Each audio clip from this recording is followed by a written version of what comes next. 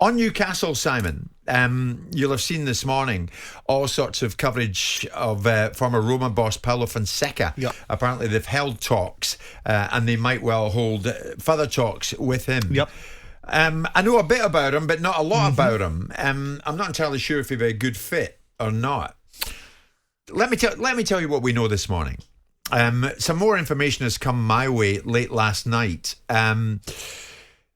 It's my understanding that at the moment, the appointment of any new manager, Graeme Jones will take charge on Saturday at Palace. Yeah. We know that. But the appointment of any new manager will only be on a temporary basis. It will be until the end of the season. Because the Saudis, we are assured, are extremely concerned about losing their Premier League status. And of course, it goes with the bad publicity and the Premier League sponsorship suspension. That's all got to be sorted out as well. So the feeling is there's going to be a proper reboot come the summer. And that the next appointment would be an English manager with Premier League experience to try and ensure safety. Yeah. Thereafter, they might go big. If they stay in the Premier League, then they go big, and that might be a foreign manager. Does that add up? It adds up to me. Well, I think that's probably about right. I think it goes in line with what we were talking about yesterday. Look, they've got a job in hand. They've played 8 games. They've got 3 points. They probably need 36, 37 to stay in the division, so they're moving into the territory of 1.2 points per game. And they've got some games coming up that are going to be point opportunities for them. Yeah. But they need to put somebody in situ to get them over this particular hurdle. Of course, they're going to bring a big manager in. Whatever that big manager looks like, whether it's an Englishman or whether it's a foreigner, it's going to be a name that's going to be able to start the project rolling. The first obstacle is ensuring it's not a catastrophe they get relegated. It's an embarrassment for them because of all the furore that goes around the wealth that these people have. Right? And it will be a step back. It won't be the end of Newcastle. It's not far off a catastrophe, Simon, in terms of what they want to do. Yes, of course, but we all know this is a project that's not going to happen overnight. Even Manchester City, that started from a stronger foundation than Newcastle did. When Manchester City were taken over by Sheikh Mansour, they'd finished 9th in the league the previous season. So they were a club that had stability in the Premier League. Newcastle have been operating around the lower echelons of the Premier League for the last 2, 3, 4 years, and they've got an owner which has created, or in part created, a club that's very much at odds with itself. So you were always going to have to build. So if it took Manchester City 4 years to achieve anything meaningful, or certainly 3 when they won the FA Cup, it's going to take Newcastle at least the same. Now, what you don't want to do is you've got plenty of time, but you don't want to waste any time. So getting relegated will be a waste of time. Going down to the Championship is not like going down to the Championship for any other club, because you've got people behind you that can afford to do what they want, when they want, how they want. So you're going to be under no pressure with player acquisitions. You're going to get the best playing squad in that division. You'll probably rock straight out of it. But you're going to attract big name players if you're in the Championship.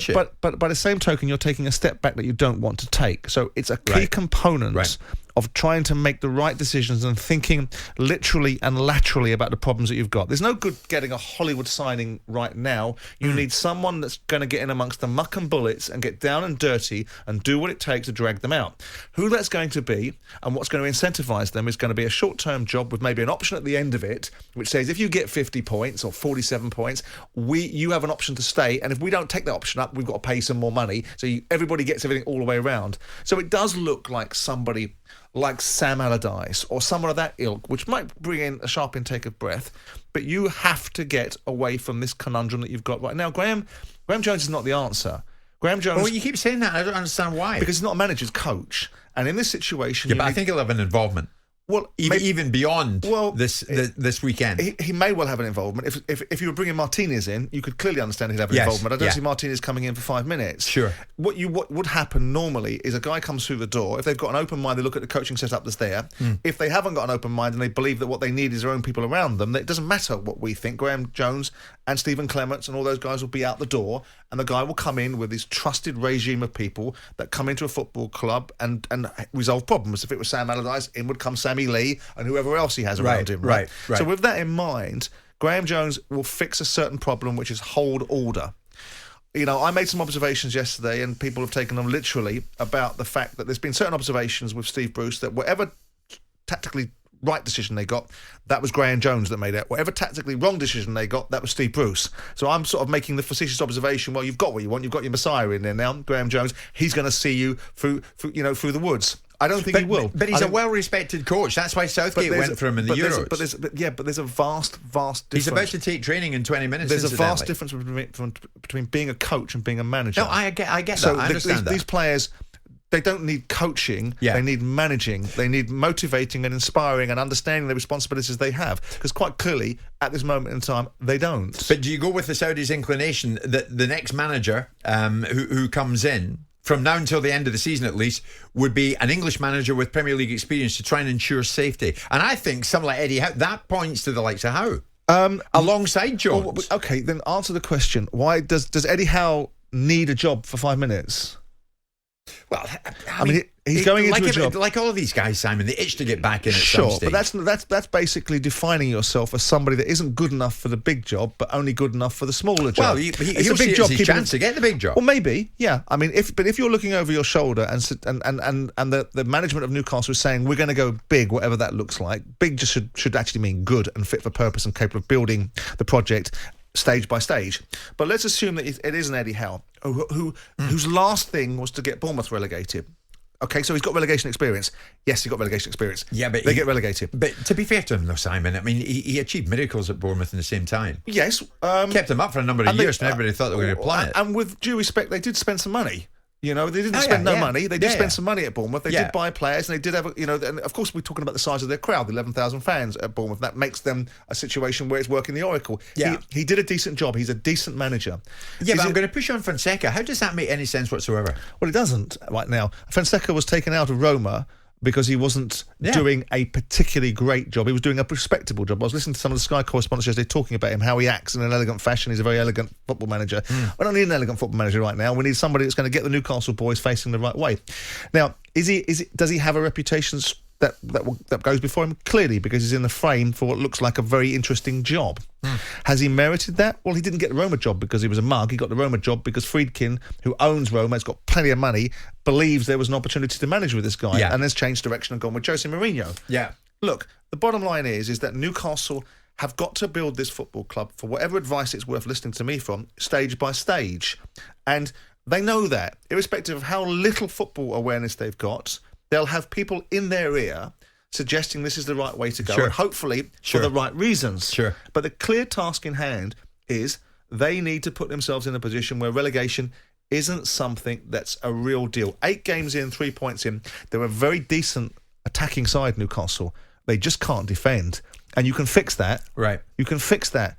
Because, they create chances. Offensively, they've got good players. If you can keep Callum Wilson fit, which is always the big challenge, if you can keep St Maximin engaged, if you can get Almiron on the pitch, if you can keep Joe Willock or move him back to some sort of form vaguely resembling what he had last year, they've got decent options there. Defensively, they're dreadful. And that is in part the responsibility of the coaching staff. So how Graeme Jones gets this Messiah-like status when he is in part responsible for the coaching of that team is beyond me. But right now, what his job is to do is try and get something out of Palace on Saturday.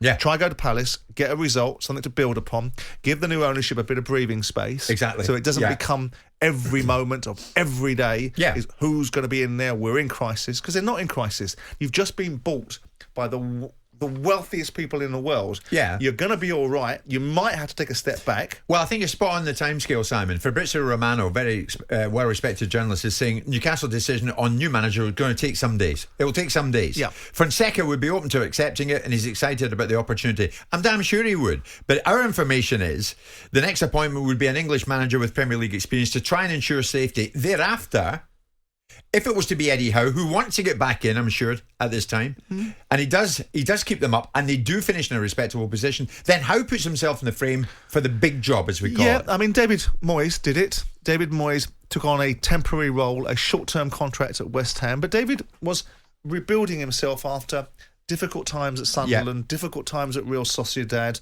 and obviously the Manchester United debacle for him, which was disappointing for him, and all that went with that, I suspect, psychologically. Yeah.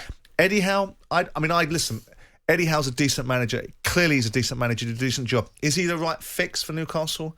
Well, who knows? Who knows until you put them in? But I'd say, with due respect to you, Jones and Howe are better than you're making out.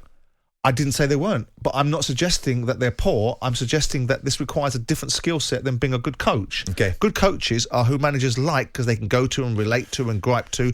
But a manager is something very different. He's the leader that demands and commands standards. Yeah. And I'm not sure that putting a coaching setup that's simply made up of assistant managers or coaches is going to get you where you need to go, because you've got a fight now. You've got a fight on your hands. Okay, well, what we know is in 15 minutes, Graeme Jones will be in the grass with the players because he will take training at 11 o'clock. It'll be interesting, Simon. While you and I are in Newcastle tomorrow morning, and we're coming live between 10 and 1, half an hour after we come off air, Graeme Jones will face the media tomorrow. So no doubt much more will come out then about the events of this week. Then the whole squad flies south in the afternoon, tomorrow afternoon, to prepare for Palace on Saturday. Your old club, Simon. It's Palace Newcastle Saturday at 3 o'clock, and you can hear exclusively live commentary of it on talkSPORT 2.